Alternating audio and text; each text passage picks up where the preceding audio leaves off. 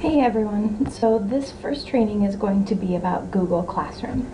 So there's two ways that you can get to your Google Classroom. One of them is by going to classroom.google.com. The other way is by going to your Google Drive. So I always type in drive.google.com. You might even have something on the top of your Chrome that says Google FCPS.net or something like that. So when you get to your Google Drive, you're going to log in as yourself. So you're going to use your username. I'm using somebody else's for today, at fcpsschools.net. Then you enter your password and you will see your Google Drive. To get to your Google Classroom, you go over to this corner over here with the 9 dots. You click on that and you click More, and you will see Classroom as one of your options. When you click Classroom, the first time you come in, the screen is going to look just like this. Your students are going to say that they are a student, but you, for these purposes, are going to say that you are a teacher. And then it's going to open you up to this Blackboard. The kids will see this exact same thing. The kids will see something that says Join Your First Class, and they will click on this little plus sign to enter what you'll see later as a class code. When we click on it, we have Join a Class or Create a Class. They don't have the Create a Class option as a student, but teachers do. For the beginning of this, I'm going to have you join a class that I've already started so I can show you some things about the classroom, and then I'll have you make your own classroom after. So we're going to do Join a Class, and my code is JDUN5N for this classroom. Now this classroom I have made is the technology classes that I do at Franklin Sherman, and so far I've had the 5th graders and 6th graders join this classroom. It will always come up with this welcome to classroom thing. You can either click next and go through the tour, or you can just say skip tour and it will go away. As soon as you come into the classroom, you will see the name of the classroom at the top. You'll see the name of the teacher. There's a stream, that's all of the things that the students see. There's classmates, so these are all of the students that are in the classroom. So I have the 5th and 6th graders so far. To the right of their name, you'll see a little email button, so you could email them, but this goes to their fcpsschools.net email address, and I don't know if a lot of students check that email or not, but you do have that option. Under About, it shows you a folder that has automatically been created in your Google Drive according to the name of the classroom. If you clicked on that, it would open the documents that you've placed in the classroom.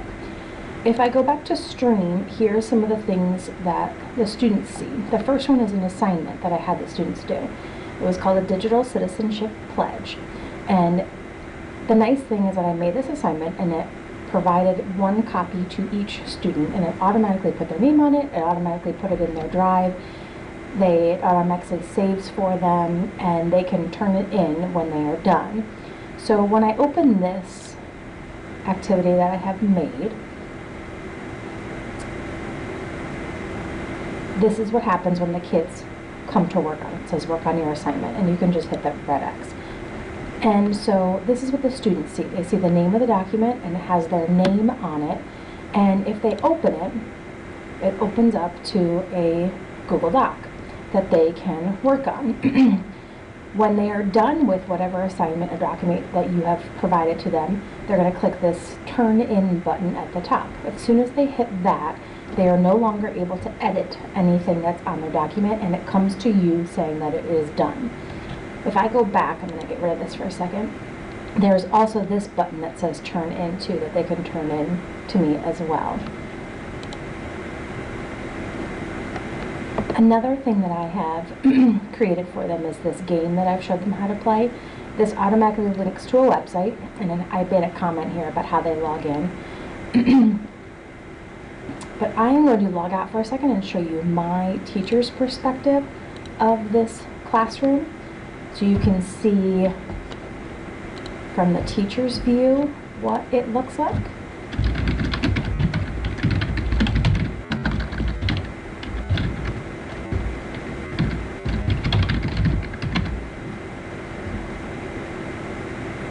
So I'm in my classroom. I was looking at the Franklin Sherman technology. Now, In the teacher's perspective, you can see the document that you have made them do. You can also see how many have turned it in and how many are not done. If I click on this 85 not done, or 85 done and 5 not done, it pulls up all of the documents of the kids that have finished an assignment. So these are the 85 that have finished and turned it in. If I click on the 5 not done, these are the 5 that have not finished their assignment. At the top, you can see that there is a point scale that you can grade certain things. So you can change the points from 1, 20, 50, or 100, or even ungraded. Like this activity would be ungraded because it was just a follow-up lesson that I did.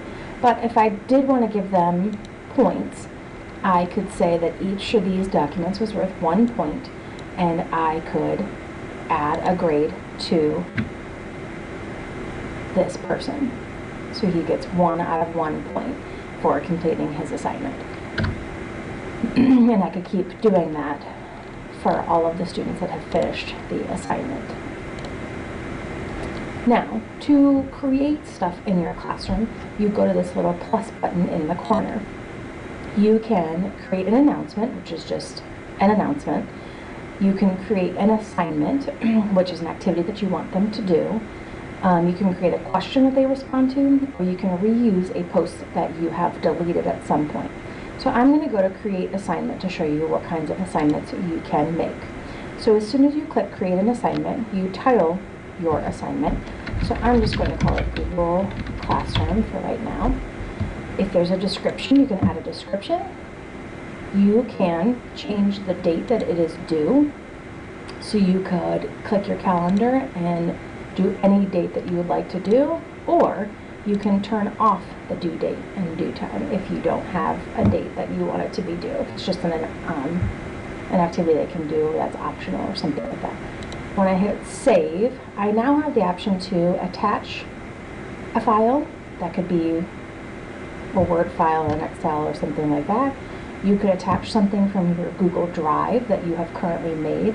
So my digital citizenship lesson that I had done, I had already created that Google Doc that I wanted them to work on.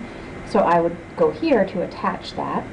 Then you can attach a YouTube video, or you can attach a hyperlink. Now I'm going to go to attaching a Google Drive item. And I've got a lot of different things in my Google Drive, but I'm going to go to Franklin Sherman, and I am going to, nope, I don't want to do that.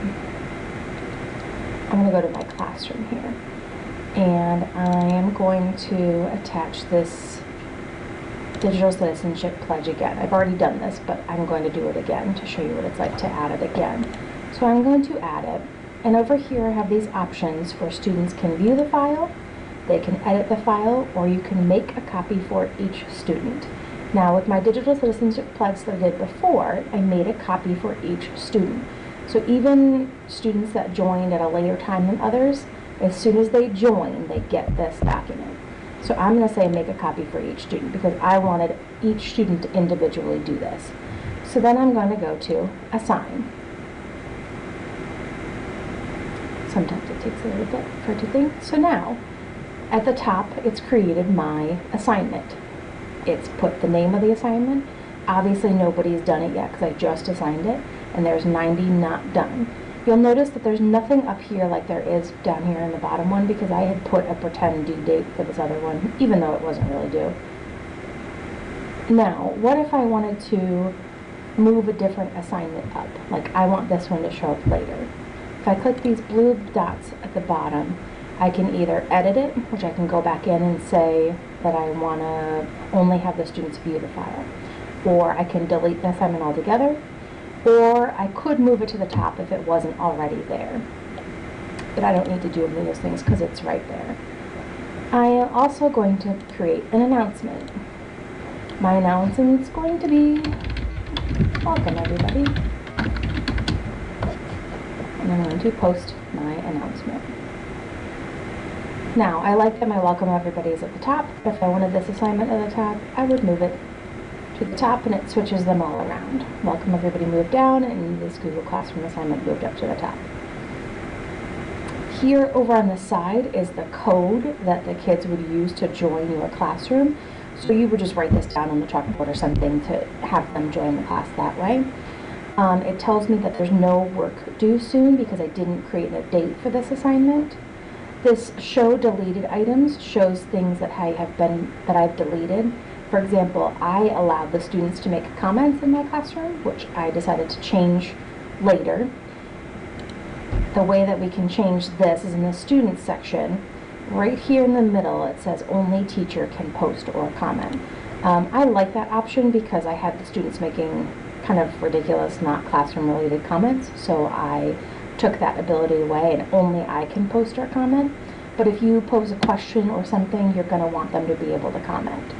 But I recommend sticking with the only teacher can post or comment until you're ready to allow them to be able to comment, and then you've taught them the rules for appropriate posts or comments that they make.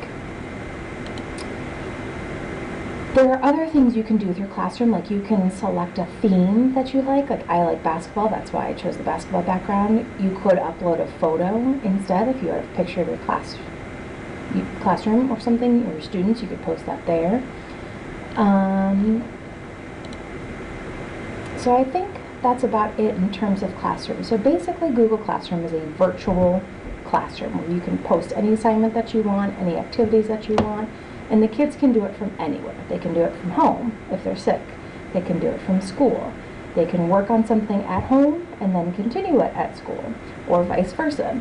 The nice thing about Google is it automatically saves everything for them, so they don't have to worry about their computer crashing and then they lost all their work. They don't have to worry about forgetting their assignment at school because it's online, so they can get to it online at home. There's lots of benefits to having everything on this Google Classroom, especially the parts where they can access it anywhere. In your Google Drive, I have shared a presentation with you all about Google Classroom. So if you go to your Google Drive and you go to the Shared With Me folder, you'll see a Sherman Staff folder, and that has a Google Classroom presentation for you that you can reference later. If you have any more questions about that, feel free to ask me at any time. Thank you.